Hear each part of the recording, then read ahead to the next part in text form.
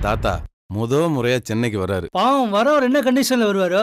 ஏய், அவர் என்ன நடக்க சத்து எல்லாமே குச்சி ஊனிட்டு வருவாரு நினைச்சியா? கிராமத்தை அவர் ஓங்கி அடிச்சாருன்னு வச்சுக்கேன்.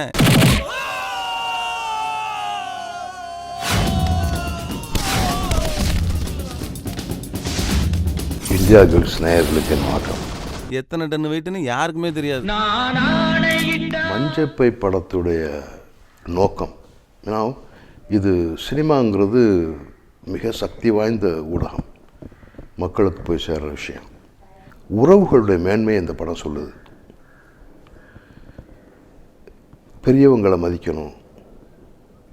ஏன்னா இன்றைக்கி பெரியவங்களாக இருக்கிறவங்க நேற்று இளைஞர்கள், இன்றைக்கி இளைஞராக இருக்கிறவங்க நாளைய முதியவர்கள். ஸோ எல்லா உயிர்களையும் நேசிக்கணும், எல்லா உயிர்களையும் மதிக்கணும். ஸோ அந்த வகையில் பெரியவங்களுக்கு இன்னும் அதிகமான மரியாதை கொடுக்கணும், அவங்களுடைய உணர்வுகளை இன்னும் அதிகமாக புரிஞ்சுக்கணும், அவங்கள குழந்தை மாதிரி பார்த்துக்கணும் அப்படிங்கிற ஒரு நல்ல செய்தி இந்த படத்தின் மூலமாக இயக்குனர் ராகவன் சொல்லியிருக்கார். அதுதான் எனக்கு பிடிச்ச விஷயம்.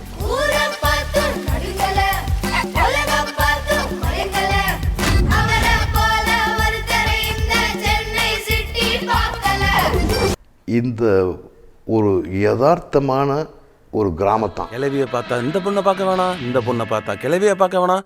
அசலு கிளவி மாதிரியா இருப்பா தாத்தா. கிளவி மாதிரிதான் இருக்கா.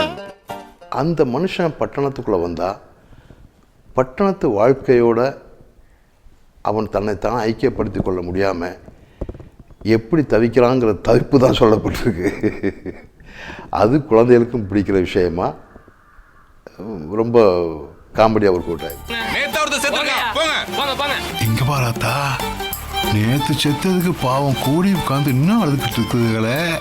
ஆனது ஆயிப்போச்சு, அழுது என்ன பிரயோஜனம்? தாத்தா ஒருத்தருக்கு ஒருத்தர் உதவிக்காதது கிராமத்து வாழ்க்கைன்னா,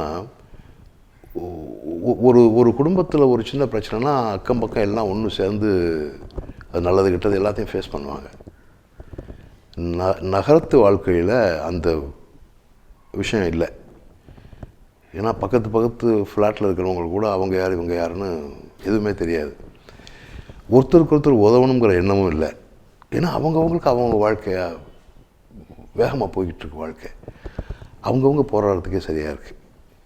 ஸோ அப்படி நகர வாழ்க்கை மக்களை ரொம்ப மாற்றி போட்டுருச்சு. அவங்களுடைய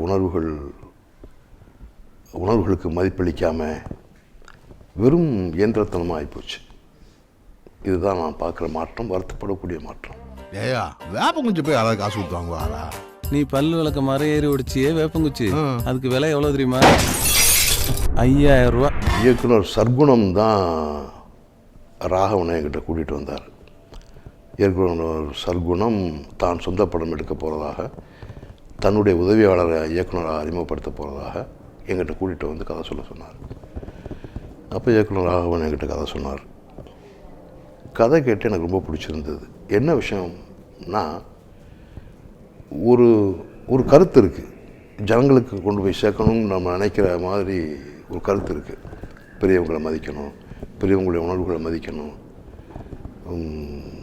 எடுத்தறிஞ்சு பேசிடக்கூடாது, அது மனளவில் ரொம்ப அவங்கள பாதிச்சிடும், இப்படிங்கிற கரு இதில் இருந்தது. ஸோ இது பண்ணுறது அதுக்கு தகுந்த மாதிரி திரைக்கதையை அமைச்சிருந்தார். கேட்டோம்னா எனக்கு பிடிச்சி போச்சு. ஏன்னா வெளியெல்லாம் பெரிய பேர் என்னென்னா ராஜ்கிரண் சார்கிட்ட போய் கதை சொல்லி ஓகே பண்ணி அவர் நடிக்கிறாருங்கிறதுக்குள்ளே அது விடிஞ்சு போயிருங்கிற மாதிரி தான் வெளியில் பேர். என்னென்னா நான் ஒவ்வொரு கதையும் அது பார்க்குறேன். இந்த கதை சும்மா ஒரு சினிமா வந்தோம் நடித்தோம் காசு வாங்கணுங்கிற மாதிரி இல்லாமல் அது மூலமாக என்ன சொல்ல வர்றோம் அப்படின்னு ஒரு விஷயம் இருக்கணும். அந்த விஷயம் இருந்தது.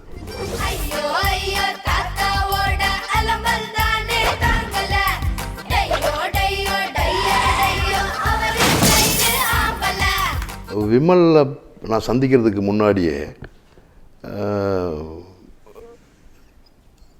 அவரை பற்றி எனக்கு விமல் இது களவாணி பண்ணியிருக்காரு சின்ன அப்பப்போ பார்க்குற நேரங்களில் அவரை பற்றி எனக்கு ஒரு பிம்பம் என் மனசில் உருவாகி இருந்துச்சு. ஸோ விமல் இப்படி தான் இருப்பாருன்னு, ஒரு யதார்த்தமாக நம்மளை மாதிரி ஒரு கிராமத்தானா இருப்பார் அப்படின்னு நினச்சிக்கிட்டு இருந்தேன். ஷூட்டிங் நடக்கும்போது பார்த்தா நான் என்ன விமலை பற்றி மனசில் ஒரு பிம்பம் வச்சுருந்தேனோ அப்படியே இருந்தது. கொடுக்கறதுல கர்ணனுக்கும் தருமனுக்கும் தம்பிய பேர புள்ள. இந்த படம் லிங்குசாமி நான் கதை கேட்டு சர்க்குணம் கூட்டிகிட்டு வந்து ராவண கதை சொல்லி கதை கேட்டுட்டு போய் 2வது நாள் எனக்கு லிங்குசாமியுடைய தம்பி சந்திரபோஸ் ஃபோன் பண்ணார். சார் ஒரு கதை கேட்டிங்களா, மஞ்சப்பைங்கிற கதை ரொம்ப நல்லா இருக்குன்னு சிலாகிச்சு சொன்னீங்களாம் அண்ணன், அப்படியான்னு கேட்க சொன்னார். ஆமாம் தம்பி, கதை கேட்டேன், ரொம்ப நல்லா இருக்குது. அப்போ அண்ணன் கதை கேட்கணுன்றிருக்காரு, ஃபிக்ஸ் பண்ணியிருக்காருன்னு. அடுத்த நாள் கதை கேட்டு முடிஞ்ச உடனே லிங்குசாமி எனக்கு ஃபோன் பண்ணார். சார் கதை கேட்டேன் சார், நீங்கள் சிலாகிச்சது தப்பே இல்லை, ரொம்ப நல்லா இருக்குது சார். கதை கேட்கும்போதே ஒரு மாதிரியாக இருக்குது, ஏதோ ஒரு வைப்ரேட் ஆகுது பாடி அப்படின்னாரு. அந்த கதையை கேட்டுட்டு லிங்குசாமி சொன்ன விஷயம் இன்றைக்கி படம் பார்த்துட்டும் என்னை சந்தோஷமாக கூப்பிட்டு சொன்னார். சார் கதை கேட்கும்போது எப்படி இருந்ததோ அதை விட அதிகமாகவே இருக்குது சார். அதுக்குள்ளே அந்த கதைக்குள்ளே ஒரு முழுமையான ஜீவன் வந்துருச்சு, ஒரு மாதிரி ஆகிட்டேன் சார். நான் என் பிள்ளைங்களாம் உட்காந்து படம் பார்த்துச்சு, எல்லோரும் அழுதுட்டாங்க, தாத்தா வேணுங்கிறாங்க அப்படின்னு சொன்னார். ஸோ நான் எதிர்பார்த்த விஷயம் நடந்துருச்சுங்கிற ஒரு சந்தோஷம் இருக்குது. ஸோ இதே ரீச் தான் பொதுமக்கள் மத்தியிலையும் இருக்கும், அது ஒரு சந்தோஷமாக இருக்குது.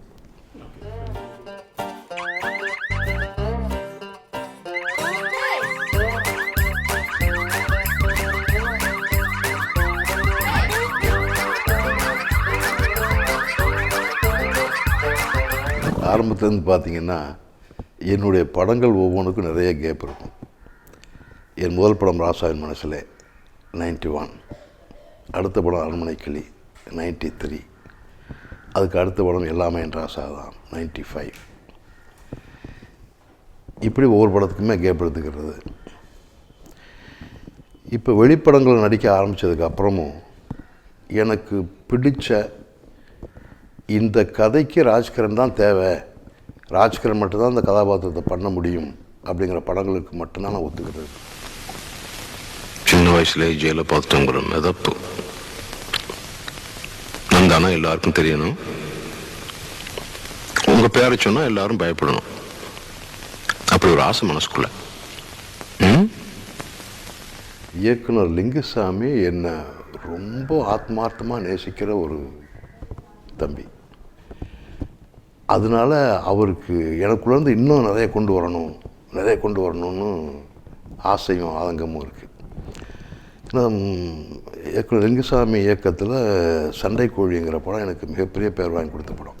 டேய், இங்க இருக்கிற ஒவ்வொரு உசுரலையும் ஏன் உசுறு கலந்துருக்கடா.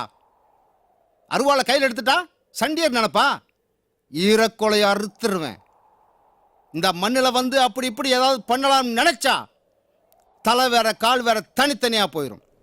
ஏன்னா அவ்வளவு நேசிக்கிறதுனால எங்கிட்ட இன்னும் நிறைய எங்களுக்குள்ள திறமைகள் இருக்குது, நிறைய விஷயங்களை கொண்டு வரலான்னு நினைக்கிறார். அது கேட்கறதுக்கு சந்தோஷமாக இருக்குது. இறையாருளட்டும். இந்த மண்ணில் எப்போவெல்லாம் தர்மம் குறைஞ்சி அதர்மம் தலைவிரிச்சு ஆடுதோ அப்போவெல்லாம் நான் அவதாரம் எடுப்பேன். அந்த அவதாரம் தான் அணியும் நானும். நம்மளாம் யார் நினைச்ச சாமி.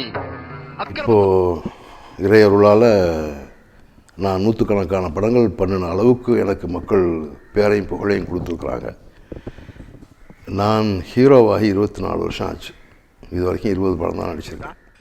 நான் எம்பூட்டு ஆசை வச்சு உங்களுக்கு தெரியுமில்ல, அந்த வார்த்தை தாங்கிக்க முடியுமாத்தா? இவளுக்கு கருமாசி எப்படி மச்சி விட்டு கட்டி வச்சேன், 50 நான் வாங்கி போட்டேன், 30 தோட்டம் எழுதி வச்சேன்.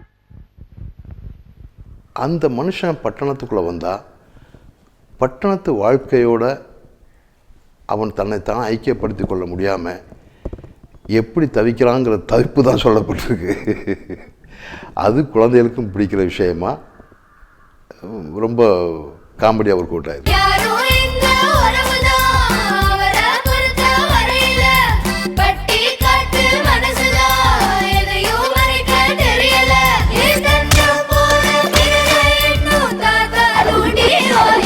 ஸோ இந்தியா கிளிட்ஸ் நேயர்களுக்கு இவ்வளோ நேரம் நான் சொன்னதெல்லாம் கேட்டதுக்கு, பொறுமையாக கேட்டுக்கிட்டு இருந்ததுக்கு மனமார்ந்த நன்றி.